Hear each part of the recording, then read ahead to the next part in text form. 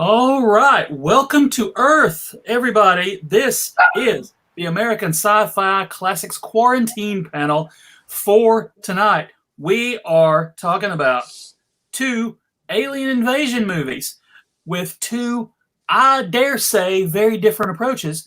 And tonight we are talking about Independence Day because it's close to July 4th and Mars Attacks because Tom Jones is in it. I don't know. But that's the only reason I want to talk about anything. Yeah. Ladies and gentlemen, my name is Joe Crowe, and my co-director, Gary Mitchell, is watching Black Widow right now. So no spoilers, and that's why he's not here. So if you're watching the quarantine panel to see Gary, he ain't here, buddy. If you're watching to see me, then I know what to tell you. And of course, if you're watching to see Chad, Lola, Jonathan, Nathan, then look, there they are. Here we are. So, ladies and gentlemen, let's go around the interwebs, and everybody can introduce themselves. We will start one internet south of me. Jonathan, tell people who you are, technically. I'm Jonathan Williams. Today's my birthday. So you're lucky to have me, I guess. Yeah. And I just did a panel on Independence Day, or a podcast for Podcasticon, which I think went out last weekend for 4th of July. And I brought up... they nail it. They get it on time. That's good. And I brought up Mars Attacks, but the guy who hosted the podcast had never watched Mars Attacks. And I was like, how can you do a podcast about Independence Day and not talk about Mars Attacks? So exactly. This is perfect. So one internet to the, let's say east. You'll get there eventually. Yeah, we'll get there eventually. One internet east of Jonathan. Nathan, welcome.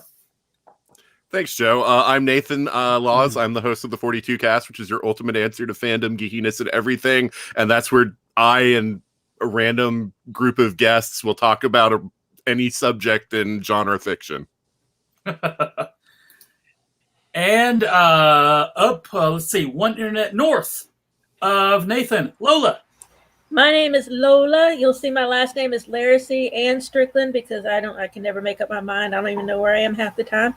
I'm a writer and a podcaster, and it's very hot and muggy here in Florida because we just had a tropical storm, and I'm sorry I sent it to everybody. Not sorry. I hit some of the rain today. Anywho's, that's about all I can say.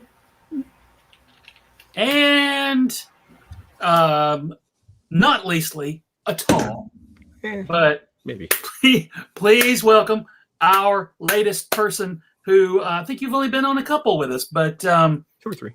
Yeah, but the deal is now that you've been on 1 or 2, you have to be on like 87 more. So welcome, Chad. I was gonna be on the Addams Family, but I got my second shot that day. I got my second vaccine that day, and it knocked me out. So that's a good reason. I think anyone in the Addams Family would allow you to skip it. They're like, "Ooh, you got just Chad." Promise to have me back when you talk about Addams Family values. Of course. I'm Chad. I'm a podcaster and a writer. I host a Star Wars fiction podcast called Execute Chapter 66. One of my co-hosts, Ryan, is in the chat right now trolling me. And then I also host a podcast called, there you go. I also host a podcast called A Feat of Lunatic Daring, where we are watching everything Jim Henson ever made in chronological order, and also telling his story from start to finish. So yeah. We are currently in the middle of the second season of The Muppet Show and chugging along. Both of those podcasts, excellent. Please listen.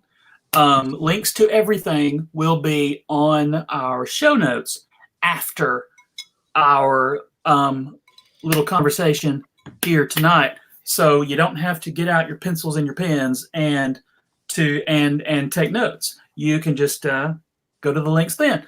But in the meantime, did you guys see this movie when it came out? Or see, we're going to start. We'll start with Mars Attacks. We're going to start. Right, I with was about to say you need to specify for everybody. To be fair, the this answer for movie, both and is it's yes. just so it's already off the rails. But did you see Mars Attacks in the theater, or did you see it later? Oh, in theater. I was a 20-year-old film student. Went and saw everything. Yeah, exactly. And I was a big Tim Burton fan. So yeah. I saw it in the theater back in the days when there were the $1.50 theaters that you could go to like 3 months after the movie released and watch it. And it's the first time that I ever had a movie break down in the middle of the movie. That's So probably that, part of the movie, you know, that old charm. yeah. And so we had to wait around like an hour to finish the movie, which was, you know, a little annoying, but $1.50. What do you expect? Yeah. Oh, come on. You got it. That's $1.50 will not get you. I was gonna say, what? It's not gonna get you any popcorn. You're not gonna get anything for $1.50. No. mm-hmm. So obviously the internet was just aborting at the time. I can only imagine if Mars Attacks came out today, there would be the outrage of people going, "How dare you treat alien invasions not seriously? Down Dare you vote. not take these trading cards seriously? Yeah. These trading cards These can't be violent 1962 trading cards. How dare you not treat them seriously? That's the thing. They didn't treat themselves seriously, but yeah, exactly. I thought Mars Attacks was really accurate to the source material. That's what the whole thing was about. The trading card set has more of a story than Pirates of the Caribbean does.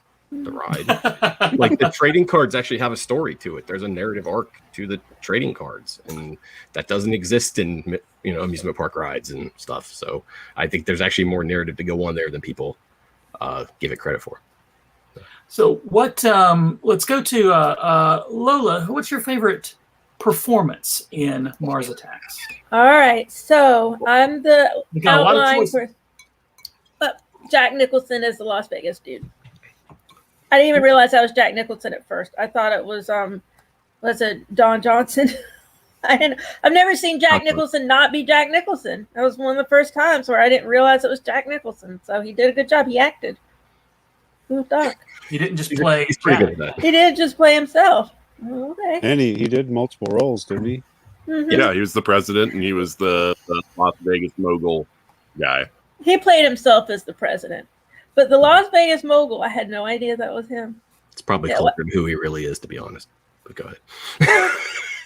Like the scumbag. Never mind. Go ahead.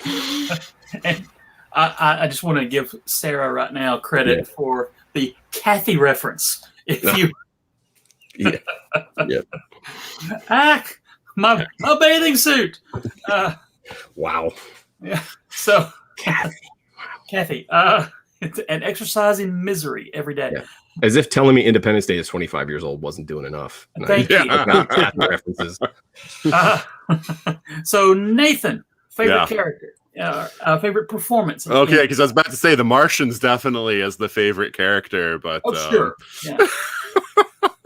I mean, Lola took mine, which was Jack Nicholson, but as far as another great performance in there, I really love the grandma. I don't know the name of the actress, but she just steals every scene that she's in, and the whole thing of like, okay, Thomas, it's like, hey, my name's, she's just like, okay, Thomas, And she knew their names. She was just messing with them. Right.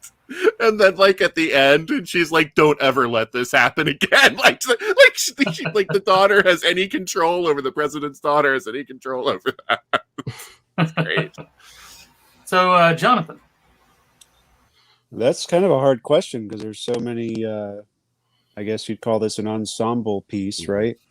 Yeah. There's so many people that I'd forgotten. I rewatched it a few months ago and didn't remember at all that Jack Black was in it, and he's thin. Oh. Skinny Jack Black. So maybe that one. I don't know. Yeah. Who else is there? Martin Short. Was going to be my answer. That's great. Well, then I'll let you have that. I guess I stole that from you too. Danny DeVito's in it. Oh yeah. Natalie Portman, very young. Tom Jones. Of course, I figured somebody would have said Tom Jones by now, but I was holding him. I was holding him in reserve. because I'll say Jack Black just because I had totally forgotten he was in it until I rewatched it. cool. Well, what did we? I was trying to remember. Did we know that it was going to be what it was? Did the trailers tell us it's going to be zany? I mean, it depends on what you're asking. Did I know it was going to be a comedy? Yes, because I remember that the trailers that I saw had the scene where they're trying to run away and they're like, you can't go this way because there's a tour group. You know, they're running from Martians invading the White House. You can't go this way. There's a tour group going through here. So I knew it was going to be a comedy, but it was so much better than I thought it was. I was going in for stupid fun. And I was like, this is actually a really great homage / parody of like the stuff I watch on MST3K. So, I mean, you know, it's, you know, the 50s, you know, alien sci-fi type movies. So I really appreciated it. I think what we didn't know was how violent it was going to be. Like, we knew it was going to be funny and zany and all this stuff, but I'm of the opinion that if this movie was acted a little better, written a little better, and the effects were a little better, the movie would be a lot worse. And so because it hits a perfect, it just hits the exact perfect tone that it's going for. But yeah. They're deliberately playing down because of the fact that it is a 1950s alien invasion sci-fi movie. And so they don't want to upgrade it beyond that, other than what's natural for making a movie in the 90s. What's what I'm saying, if you strip the alien stuff away, it is a pretty mediocre 90s ensemble comedy. It's got 90s stink all over it. Yeah. It's got the cast of actors that are like you said, most of them are kind of just playing themselves. I mean, DeVito didn't do any heavy work at the actors. Well, for as much as they put Danny DeVito's name in huge letters, and he's all over the DVD cover and everything. He's in like 2 scenes, and then he's dead. He's buddies with Tim. He's buddies with Tim Burton. So sure, yeah. He was the penguin. Yeah. There's that. He was riding that penguin wave. He just did Dumbo with them, so they still work together. So see, there you go. But I gotta but the violence. All I was gonna say is the moment was when I was actually very disappointed in the film for the first 20 minutes. I saw it opening night, and as a Burton fan, I think this was his follow-up to Ed Wood. Which is his best film and one of the best films of the 1990s, and actually one of the best films ever made. So 100%. He followed up that with this, and so it was a little strange. It was kind of like how they followed up Fargo with The Big Lebowski. He'd set the bar. And so the first half hour is this clunky ensemble comedy with these disparate performances, and Pierce Brosnan playing the scientist you should not listen to, as opposed to every movie that has a scientist you should listen to. And I was kind of bored, but then when they shoot the general and he turns into a pile of crispy green bones, I was like, oh. And then the massacre started, and I was like, oh. And like, this is more a PG-13 Evil Dead 2 or a PG-13 Dead Alive. Yeah. Where it's extreme over-the-top violence that they somehow managed to cartoon enough to get it under to PG-13. Because I didn't see that coming. Like when they do the meeting with the aliens, and then the aliens just start blasting everybody. Just genius. When the talk show host, she reaches out for Michael J. Fox's hand, and she grabs his hand, but he's been killed off camera, and she grabs it, pulls it back. It's just a stump with the bone on the end. It's so funny. They did that gag in Private Ryan, but it was very different. Similar moment though. Yeah, very similar. Yeah. I did want to let me go back to my friend Sarah did a little research for us. The grandmother. Oh yeah. Yeah, from Beetlejuice. Look at that. I did not know that. Good stuff. Makes sense. But I do want to talk about Tom Jones only because he is amazing. And he's great in everything. And by everything, I mean he only did this. He's not in lots of movies. But playing himself, when everyone else had different names and was playing themselves and were playing themselves as a joke, Tom Jones was just being Tom Jones, baby. Well, and the great thing though, he's Tom Jones, but then when it's like when stuff gets real, he's like picking up alien blasters and is like ready to just shoot everything in sight. And after this, around this time, he put out an album where he was trying to appeal to the kids, namely me, apparently, because it's called The Lead and How to Swing It. Tom Jones is one of the hippest cats on the planet because he did a cover of Lenny Kravitz. He did of Prince. course, he covered Prince years ago. Yes. But, oh, look at that. He was also, Sarah says in the chat, he was also in The Emperor's New Groove, which I had forgotten about. So respect to Tom Jones. I've seen him in concert twice, and both times, amazing. To Ryan's point, after we have this movie that's so gloriously violent, like it revels in its violence, to have that ending at the end where it's almost a Disney ending where they emerge from the cave and all the animals come out and he's singing and the animals are all having a good time with them. It's just like, it flips everything so much 180 to now it's just like so happy funny that it makes it funnier for you because like the movie just completely flipped on you. Ryan is killing me. Ryan is owning me. Let's be there for. I mean, look, Will Smith just punched one alien. We're not there yet. We're not. Once we get there, we'll talk about the fact that you could probably swap out these casts and have the movies be very similar. We will get there. How prevalent in the pop culture, and I'm saying I don't think were the Mars Attacks trading cards? Was anybody clamoring for a Mars Attacks movie? I don't know. You think people are desperate now in 2021 for movie material. They went to obscure trading cards that at that time were 40 years gone. Yeah, it was. I would have been more interested in Magic the Gathering back in the 90s. Now that was a big deal, but the Mars Attacks cards were a big deal amongst nerdy folk. They lasted 1 year in God's 1962, children, and they got pulled from the shelves because they were too violent and too sexually. Not explicit, but sexually implicit for children. They were actually a disaster. They were a disaster too. I'm not sure I ever remember that there were Mars Attacks trading cards. That's how it all came Just from. about everything else had a trading card in the 90s, so it makes sense. 1962 Topps is the original source for them. Is Topps 1962 trading cards at one set. That was the whole. That's all we had before they made the movie. Now, after the movie, I think they've made a zillion other sets. Yeah, they tried to. Yeah, and I think they've done They've done Mars Attacks, everything else since then. They've done comic books, and I feel like there was a. So the movie was based on a trading card series. Yes. One set of trading cards. Yeah. One cult. I guess you'd call it a cult favorite type of thing, but one set of trading cards from 1960. Yeah, I didn't know it was based on any prior material. I thought Tim Burton was just being himself and was like, let's do an alien invasion movie, Well, he went and found his trading cards in the attic. He probably had them, yeah. Of course, I mean, he's Tim Burton, so of course he had them, but good stuff.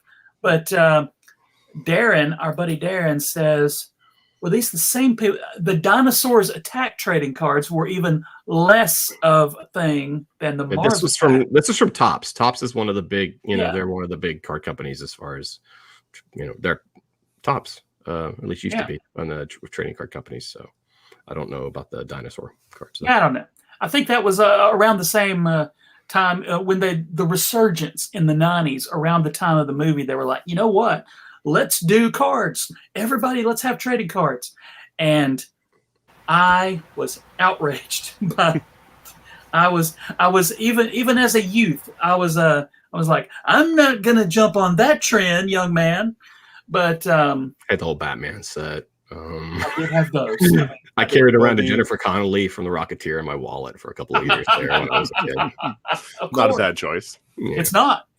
Have any of you heard Howard Stern's story of how he feels like he was ripped off with the Mars Attacks plot? No. Please tell us. Apparently in the 80s, I want to say, the radio station he was affiliated with at the time wanted him to start doing more bits instead of just a talk show type thing or whatever. So he and another guy came up with a story where Martians invaded Earth, and long story short, in the end, people played Slim Whitman, and that was what defeated the Martians. And then he even had Tim Burton on his show at one point and mentioned that, and Tim Burton said, "I guess you should have sued me."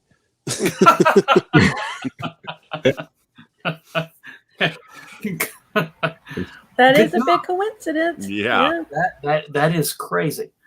Yeah. Another great thing about this movie that we haven't brought up is the fact that they flip the normal thing on its head, where usually the humans are so fearful of the aliens that they go to war before, and you find out the aliens were actually nice and the humans brought this on themselves. But instead we go with everyone so wants to be like, even after they attack the president and the general's like, we've got to nuke them, and the president's like, are you nuts? You know, it's like they keep giving them all these chances, and even like the French president is like, oh no, we worked out a deal this time. Everybody just trusts them. Get out of there. Despite any logic or anything. Yeah. No, I said one of my favorite characters is Pierce Brosnan because he's wrong every step of the way. He's that scientist who runs in and is supposed to tell you what to do, and he's wrong all the time. And what I love, he gives terrible advice. Yeah, there's so many things to love about this movie, but it seems like it was made in the 90s, but it seems like those movies from the 70s, like It's a Mad, Mad, Mad World, which was just a bunch of celebrities hanging out for a week or 2 weeks and just doing whatever, is what it seemed like. That seemed to be. Well, both these films draw on 70s disaster films too. Poseidon Adventure, Towering Inferno, Airport, right? This large ensemble cast of stars where you're following multiple storylines at the same time, all revolving around one big event. So I think both these films are very inspired by that. Obviously, flying saucer movies too of the 50s and 60s. But I get a big Poseidon Adventure vibe from these things. It's not as contained, obviously, but this whole just a million characters heading towards one point. Yeah. But let's see. I'm trying to think of. I wonder, did Slim Whitman sales go up because of? I mean, I think Mr. Whitman by that time was no longer with us. Was he on the soundtrack? Maybe he got a cut in of that. Case of alien invasion purchased. Purchases. Yeah. In the trading cards, they actually launch an invasion of Mars and blow up Mars. People on Earth. On that Mars. Yeah, it ends a little differently. Instead of but we wouldn't have got as many heads exploding. Man, the heads. I watched it last night. I just still couldn't believe how gory it was. Like I was like, man, maybe I'll watch this with my kids. And I was like, oh no, I can't, not yet. I just can't get past Sarah Jessica Parker on the head of a chihuahua. I don't know. I'm more disturbed with the dog's head on Parker's body. Yeah. That one looks even crazier to me. So wrong. And this was 1996. We had not mastered CGI technology at that time, and yet not for this. There's better. I mean, I've seen better. Contact existed at this point. I think Contact was much better. But yeah, there were still good effects at the time. But very again, good. They shouldn't have been any better. Exactly. Well, how good did we want it? Like, we didn't want we didn't want super photorealistic spaceships. You wanted it to look like an Ed Wood movie. My issue, I understood that they were paying homage to the Ed Wood type movies. I get that. But those movies were bad because they had to be. They didn't have a choice. Right. We had a choice in 1996. Tim Burton, he could have updated it a little bit, just a little bit. Chad's point is right. If it was made more competently, it wouldn't have been as good of a movie because it was homaging. It was homaging those Ed Wood movies. It still is better. It is better at everything that an Ed Wood movie is. You can't help but be better than an Ed Wood movie.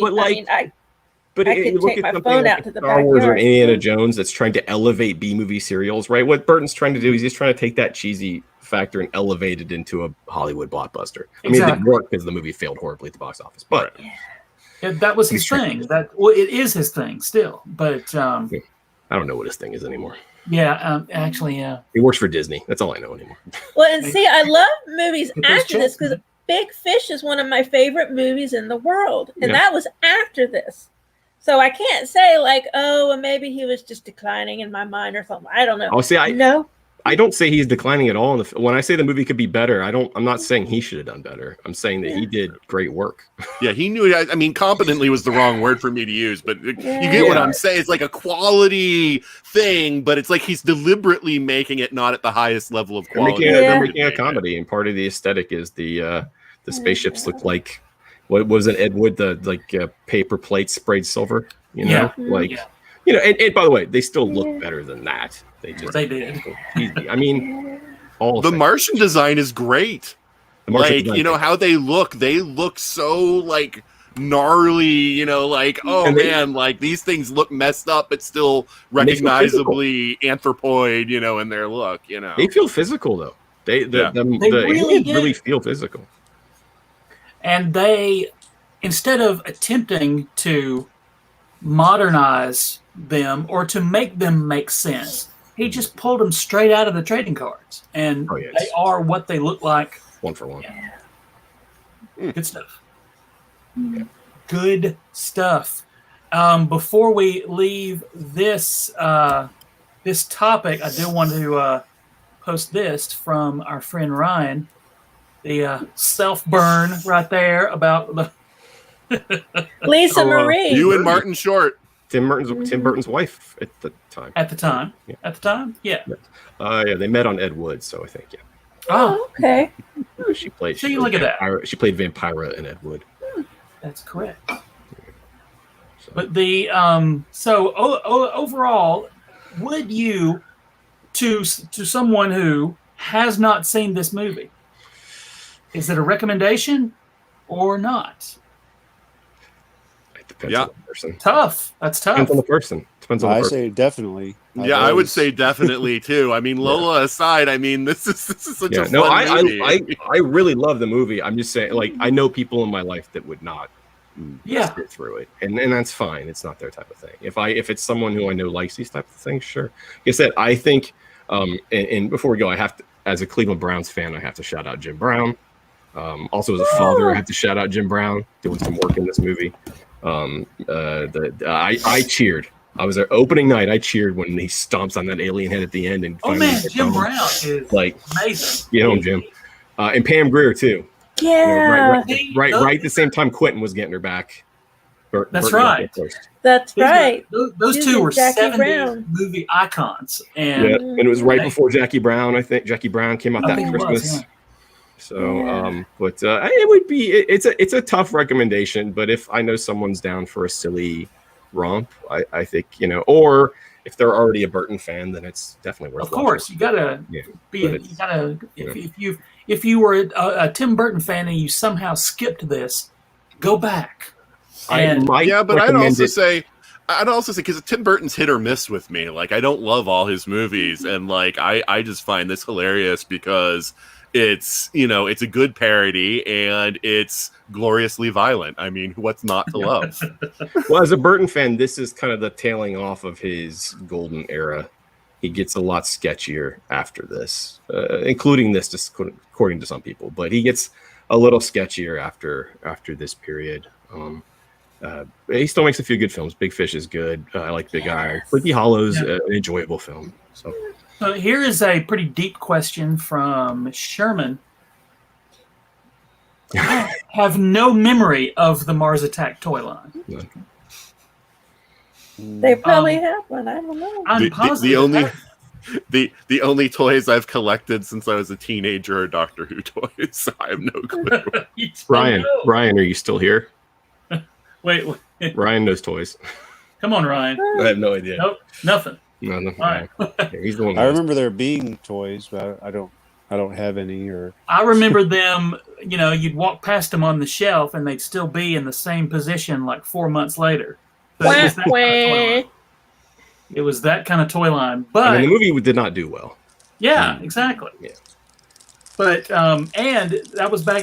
They had not really discovered photo whatever the trick is you do to action figures now to make the actors look like the actors. So it was just generic human.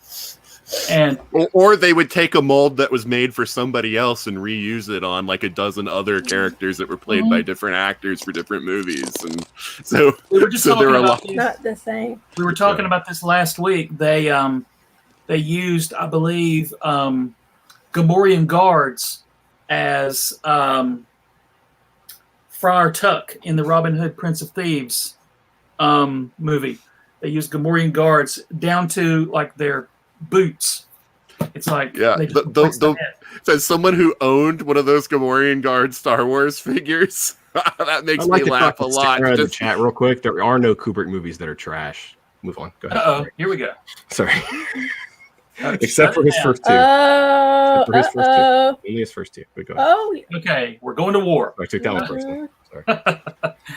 But right now, let's do this because we spent some time with a movie that on purpose is a parody of classic sci-fi invasion movies. Now, let's go on to Independence Day, which really tries to take sci-fi invasions a little more seriously. A little more seriously than It's a shame a sequel was never made.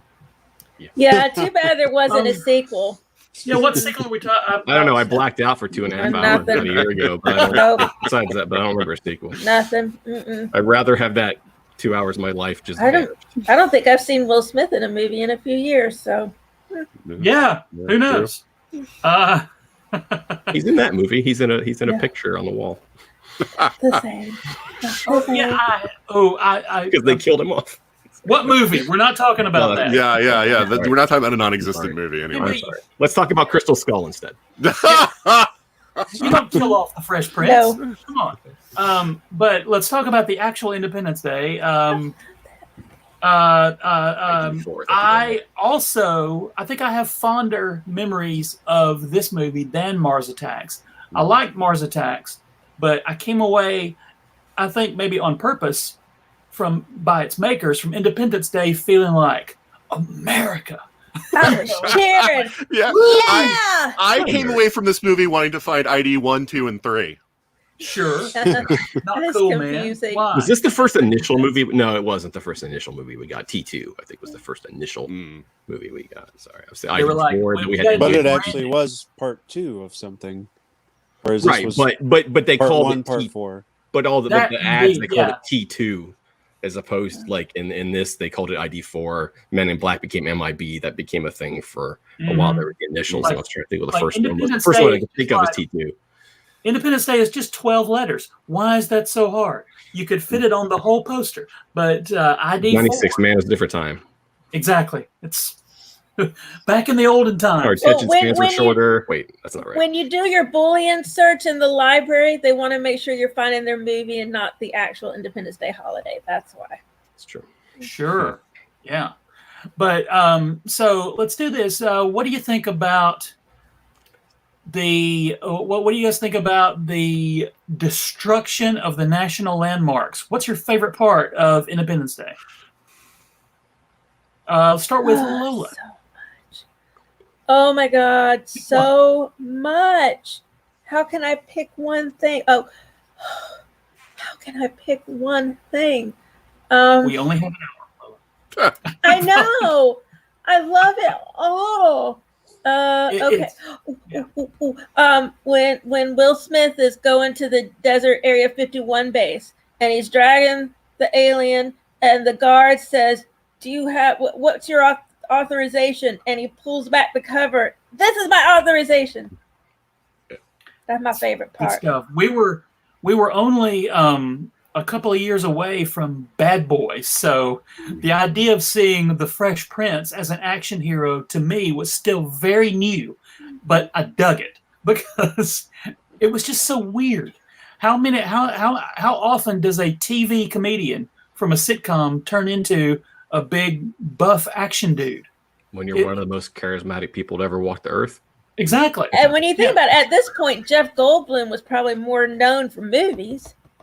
Oh, Yeah. Mars Attacks is a much more star-studded cast at the time. Exactly, it than is. Yeah. Independence Day is. Yeah. So, Independence favorite- Day is not. It's full of stars now. Yeah. Favorite thing about Independence Day. Don't think too hard, Nathan.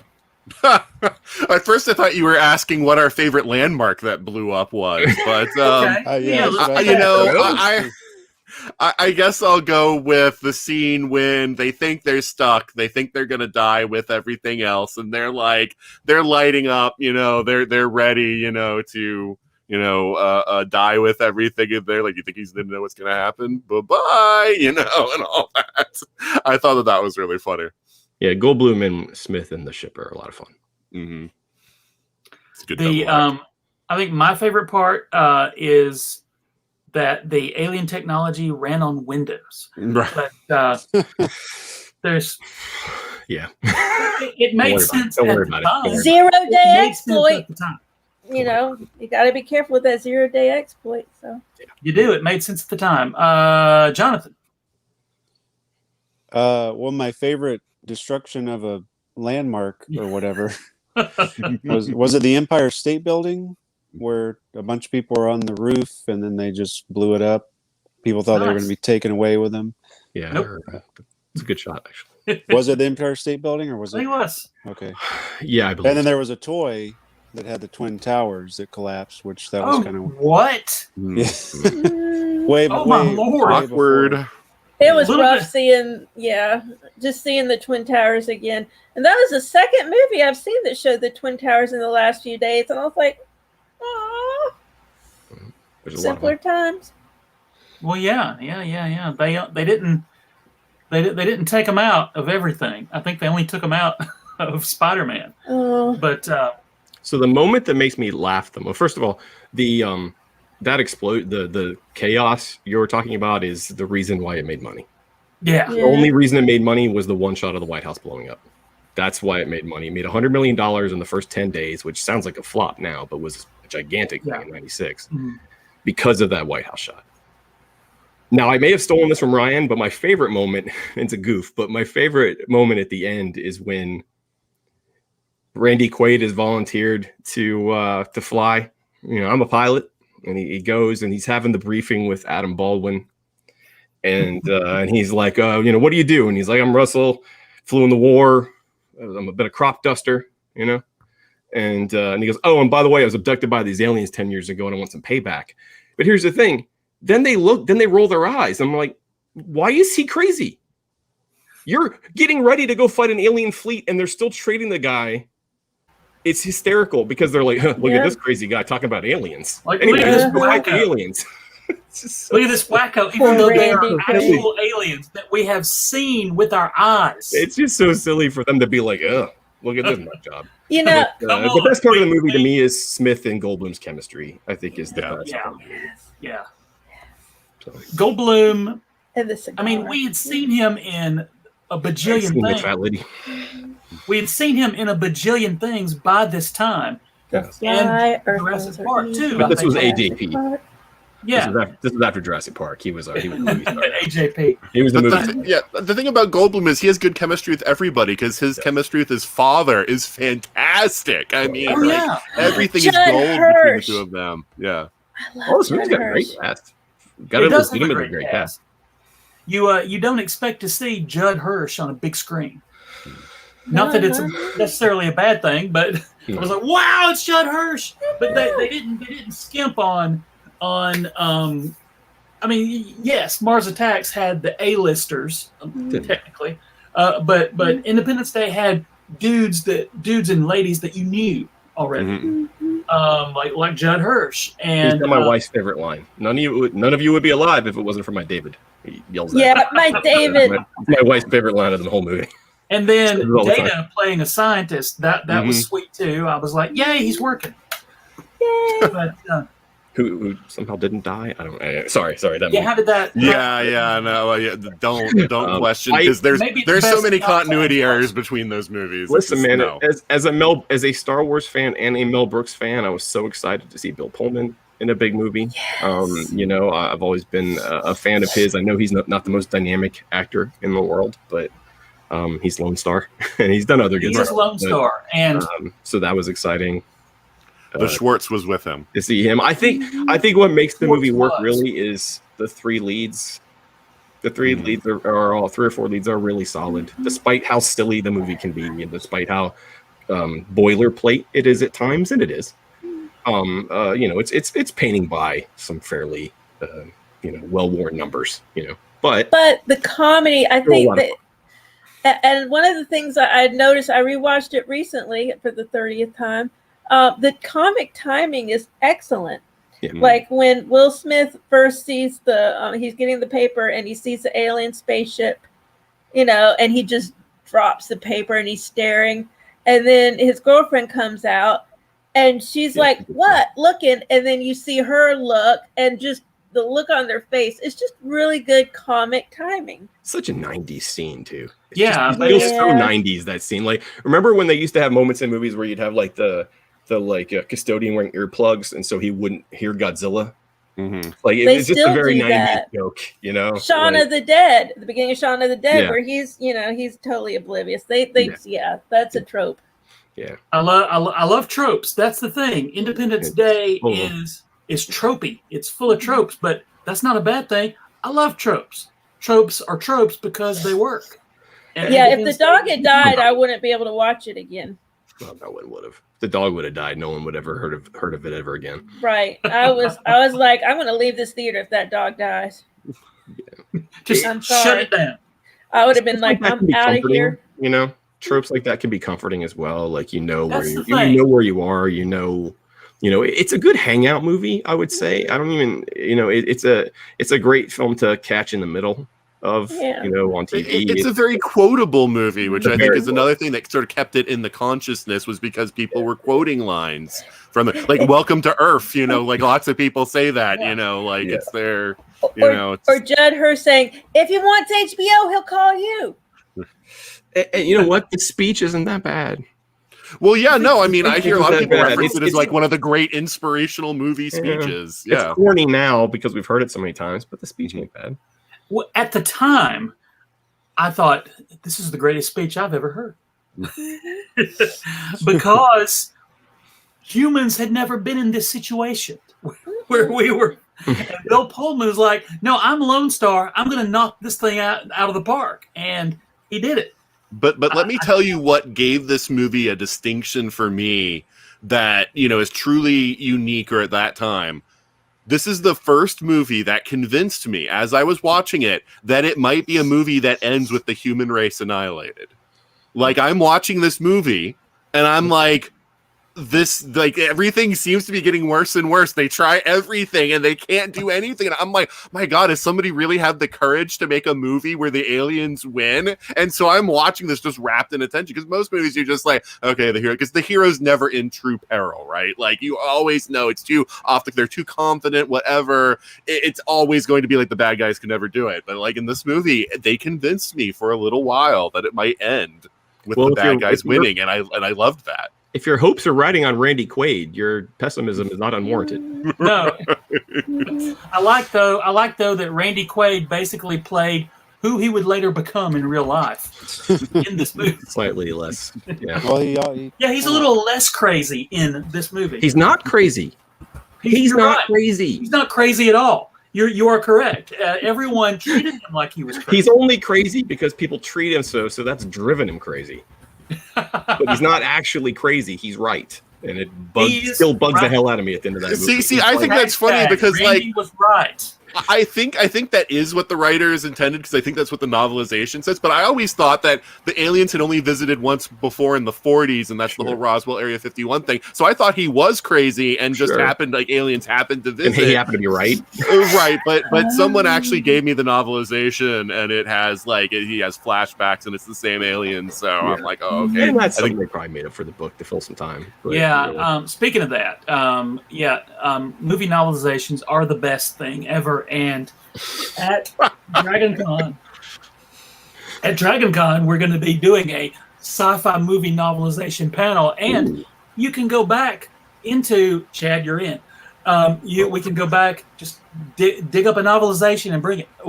Can I bring in my old novelization of Navy SEALs? That's not sci-fi. Yeah, sure. I read that. I read the novelization of the Charlie Sheen movie Navy SEALs when I was a kid. Please bring it. I don't know why. Please bring it. I don't think I have it. Let's see. What do I have on the? A lot of Let's those see, authors are often at Dragon Con. Are they going to be there this year? Say what? A lot of the authors of novelizations of movies are often at Dragon Con. Oh heck yeah! So Just so don't invite I'll, Alan Dean Foster. He's not going to want to hear about it. No, Alan Dean's not. Alan Dean's a very serious person. Boy, he's not going to want to hear about it. He's having some trouble right now. Yeah. With Lucas. But the that's and if you want to, if not again, I've totally derailed my own panel. Novelizations are great. Go back into the archives of the quarantine panels. We've read novelizations before, and those panels are some of my favorites. And we're going to do those in live action at Dragon Con, and hopefully, we're very excited about Dragon Con coming up in just what less than 60 days now. So we're going to be this track that you're watching right now is going to be in the basement of the Marriott, right next to the Habit Trail going to the other hotel, and also next to the bathroom. So congratulations. You can go to the bathroom and then come right in and hang out with us. Is I it a think there's different a- room? It's a new room? No, same room. Same room? Okay. I Yeah, thought she was asking, is it in a different room from the bathroom? No, look. Wow. Things are It getting does bad. Huh, get Joe? in the toilet sometimes. Look, I mean, we've been downsized before, but now the whole track is just in the back. Have Joe you seen will my also be safe? expecting tips, and he'll be handing out mints at I will be handing out mints. Yes, Yeah. And they moved me to the basement, and I was by the window. And sorry. that's right. With the stapler, they better give me my stapler. Let's see what special effects wise, was this one of the first movies that just had bombastic special effects? Not just with the giant spaceships and everything, but was this one of the first movies that where the special effects were more seamless than where it wasn't plainly obvious that they were like The Rock doing Scorpion King, where it was this was pretty good stuff. Well, these aren't all computer effects. There's tons of practical in Independence Day. Tons. Yeah, which today there would be zero practical. Well, that's why I just watched it today in 4K for the first time in a couple of years. Ooh. Like the new 4K version, and it holds up. It really holds up. But a lot of that is practical effects. Practical effects don't age. Practical effects are either good or bad. Exactly. Visual effects age. So Yes. so a lot of the explosions, even the ships, I think that's a lot of motion control stuff, like old Star Wars technology. And there's several Star Wars references in the movie. Mhm. They're an Echo Squadron at one point. There's a couple of, obviously, we haven't even talked about Roland Emmerich, who really has not ever made any other good movies in his life. But that's this is really I mean, people like Stargate, I get it, but like it's But no, I think the effects are what sold this movie. The effects are what got people in the door. They are fairly spectacular and still are. They actually hold up very well for a film 25 years old. I think that this is one movie where a lot of times with a lot of A-list celebrities, they are more important than what they're doing. But in this movie, I think it's kind of even, because the stuff in the movie is so bombastic, and the set pieces are like boom, boom. There's lots of stuff going on, and also the actors are crushing it. Like Smith and Goldblum, like what you're saying, they're great. Why haven't they done 10 other movies together? You gotta pay them. Well, there's that. But, Well, and Goldblum's ego. You don't think they tried to get Will? Yeah. and everything, yeah. Mhm. But when we were around that time when I think Wizard magazine was a big deal, and so every time there was any African American part, they were like, "Well, we're talking to Will Smith." I'm like, "Yeah, sure you are, buddy." Yeah, when they do the about casting Will calls for like, sure. like this movie, like this comic book, we want to see it as a movie, and they would suggest who would play the different parts. Yeah, It would always be Will Smith and Brad Pitt as the two leads. right. Yeah. Oh no, not the Runway. X-Men movie. They called Yeah. Patrick Stewart before the X-Men movie was actually made. They said that was their pick for One. Xavier. They got one. Right. Good job. I Good would job, like to mention everybody. real fast before we go, you could switch these casts. Like they're very similar films. Like Jack Nicholson is a 3-time Academy Award winner. He could have easily played the president of the United States in Independence Day as opposed to in Mars Attacks, right? You could have Michael J. Fox could have been the James Rebhorn, kind of Weasley. It was just interesting to me. I was like, oh, these are fairly interchangeable. It's just a matter of tone. It's just Did a you matter notice of tone and what you're both going. movies have golden retrievers? They're the same movie. Okay, let's go there. So Goldblum would have been the scientist who's always wrong. Yes. Right. Goldblum could Just needed a Pierce point. Brosnan could have come in. Who's not going to believe James? He wasn't James. Was he James Bond yet? He was close to being James Bond. But people, that's after Goldeneye. 96, he would have already been James Bond. So people would have trusted him to come in and be the Goldblum character. I was fascinated to see how many character types overlap between the films as well. The one thing that Independence Day is missing is a media aspect. There's no press aspect to There's it. a press secretary. There is. But there's no reporter. The, Like in Godzilla, they create a couple reporters as main characters in Godzilla, the next film, right? But this one doesn't have a press element. I don't know that Independence Day has a Tom Jones analog either. No, it doesn't. No, That's true. It doesn't. doesn't. It doesn't have a Tom Jones. Although if Tom Jones had randomly shown up at the end of the movie and That then all the would've been forest awesome. animals You just come leave out, Tom Jones where he it would've is. been great. You just leave Tom Jones in Mars Attacks. You just have Bill Pullman Great, playing the president. Yeah, I don't know. I just thought it was funny because I watched Mars Attacks yesterday for the first time in years, and Independence Day last time for the first time in probably fewer years. And I was like, oh yeah, the same flick. Well, yeah, it's the same outline. It's just even though I filthy. love Mars Attacks, I've definitely seen Independence Day many more times than Mars Yes. Attacks. Yeah. Now, more closer to ever when had it came TBS? out, but Yeah. If you've ever had cable, you've stumbled upon. yeah, it's not something that has. Independence Day is not something that they've. It's been in fairly regular rotation. It hasn't been this locked in whole Fox. time. Yeah, it's Yeah, it's been out there. I think Mars Attacks maybe not so much. I think it's a big, dumb, stupid, well done crowd pleaser. That's the thing. It's big and dumb and good. And good, yes. There's big and dumb and It's a awful. popcorn flick. And as someone who was there when it opened, like you said, we know it worked. Exactly. You can look back. It's easy to look back on movies and be like, oh, they've grown problematic, or they've grown not funny anymore, or the humor has aged. Go back and try to watch Austin Powers. The humor just does not age very well A at all. little bit. Yeah. But we were there in '96, and we saw how audiences reacted to the White House blowing up.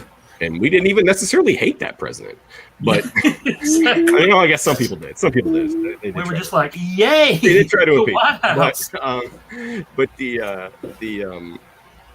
but I remember that opening night and the crowd. We walked out of there and everyone thought they had just seen the greatest movie of all time, and it's clearly not. But it still felt like the greatest movie. It was like we were pumped at the end of that thing. If 3 or 4 Survivor times had been on the soundtrack, that would have been.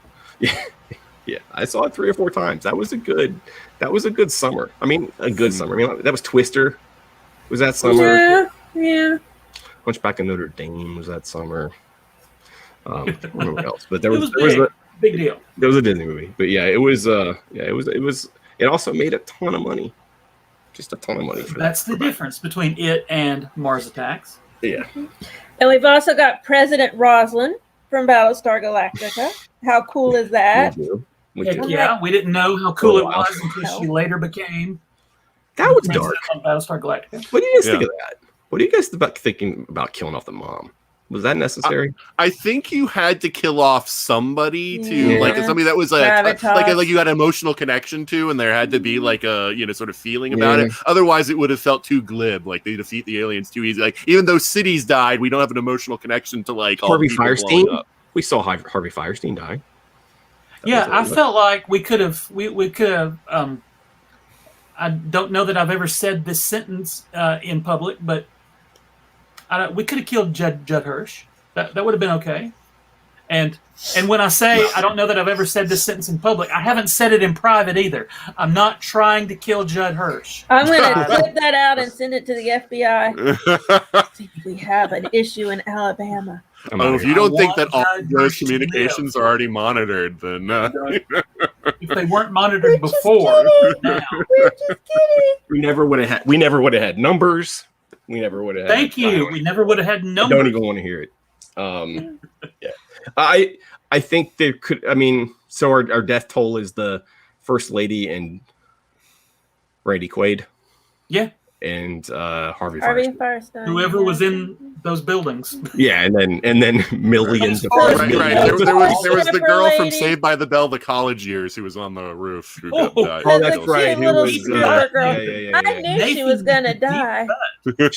She's the Well, same. that's all I she's playing- recognized her This- from. I was like, hey, I remember her from Saved by the Bell. This She's is playing the this- same role that Annette Bening played in Mars Attacks. That's what I was about There to you go. say. Yeah, Except for Annette Bening had a happier end, but same Yes. same type thing. She you gets to know? live on an island with Tom Jones. Who wouldn't want to do that? Yeah. Who wouldn't want to be on that island? Yeah. That's a cool island. I just always found that a very dark moment in the middle of that movie to have this very sad scene with the husband and then the daughter there and her dying, and I'm just like, I think this is too. I think you guys are taking this moment too seriously. Can we go back to taking this silly stuff seriously, please? Exactly. Let's go back to stuff blowing up. But guys, so let's say this: if these are two different movies, but also they're very similar. If you had to pick one to recommend to someone, don't think about it too fast, Jonathan. Or I guess I should say, do think about it fast. I don't know. Mars Attacks. Mars Attacks. Nathan. That is really hard, just because Yeah, it I is. think humor is He's longer thinking about it. lasting, and people today might laugh at Independence Day, but I think Independence Day is the better movie, so I guess I'll go with Independence Day. Lola. Independence Day. Chad. Final answer. Are we asking for our favorite one? Is that what we're asking? No, what would you recommend? Independence Day. Yeah, if you had to pick one. Independence. I would say Mars Attacks definitely has more of a distinct vision to it. So if I'm trying to, but so if I'm trying to appeal, if I'm trying to get somebody, if I'm playing my best odds at someone liking the movie, I'm recommending Independence Day. Exactly. That's the best chances of someone enjoying the movie. However, I will have a caveat saying that I think you're more likely to find a devout fan of Mars Attacks. Mars Attacks Attacks. situation. Exactly. Independence Day is kind of just an agnostic movie. Everyone just And the fact that I think Mars Attacks looks back at an earlier time means that it ages better, because now is no different than the 1990s. They're still looking back at older movies. Goldblum is driving around in Independence Day with his laptop in the car. Well, what does he do? How is he communicating? What is he doing? He just keeps satellites. Just satellites. That's all it was back then. Just satellites. But it's so crazy. I'm like, I can't. The tech is so funny. I love it. Yeah. But because of that, Michael J. Fox had a real killer cell phone in Mars Attacks. sweet. I ass. noticed when I rewatched Independence Day the other night, I never noticed, but he says portable phone. Yes. Do you ever remember saying portable phone? I Mhm. don't.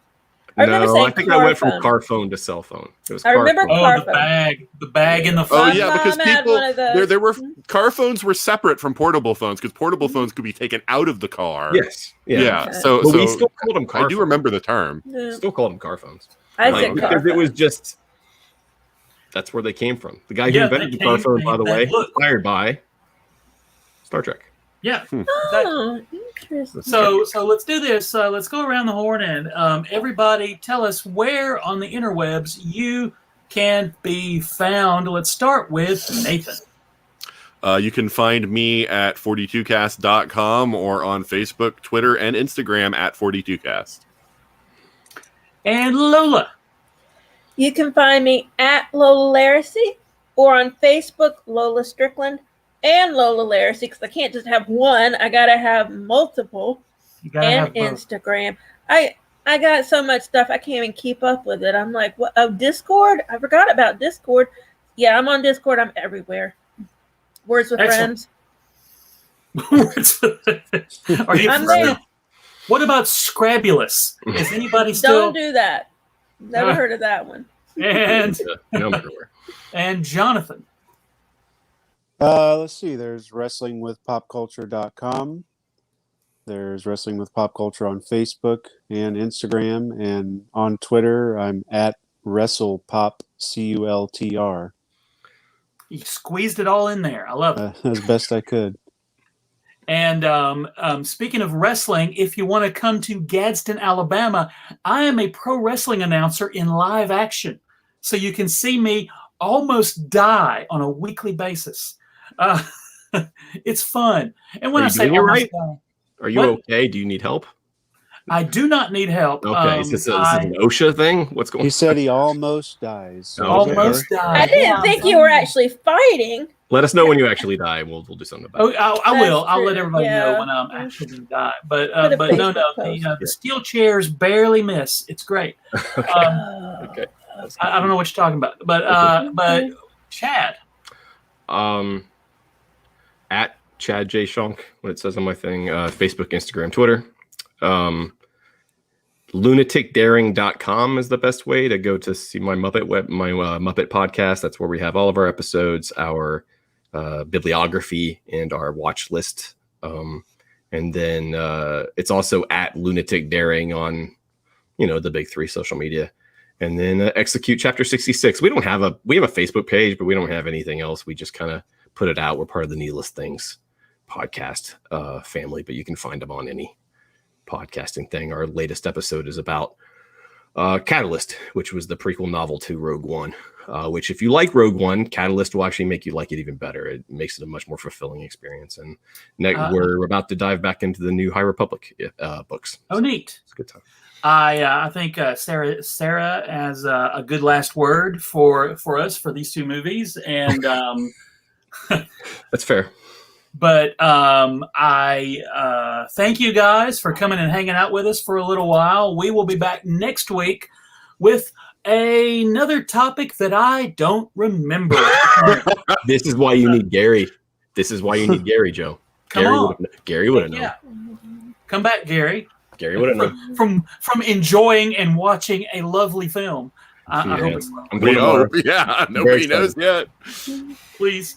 But we will see you all next week. I'll see some of you guys at Dragon Con. I'll see some of you guys virtually every single week. Thank you guys very, very much. We will see you soon. Be safe. Wash your hands. And thank you guys very much. This is Joe Crowe for the Quarantine Panels. Follow us on the Facebook at facebook.com/group/American Sci-Fi Classics. And if you want to follow us on YouTube, you're already here. You are already here. Hit the button and, smash that like button. Just crush it in your bare hands. And everyone always want to hurt the like button. Put the like button over to you. Exactly. So we will see you guys very soon. And by very soon, I mean in 1 week. Talk to you guys soon. Thank you.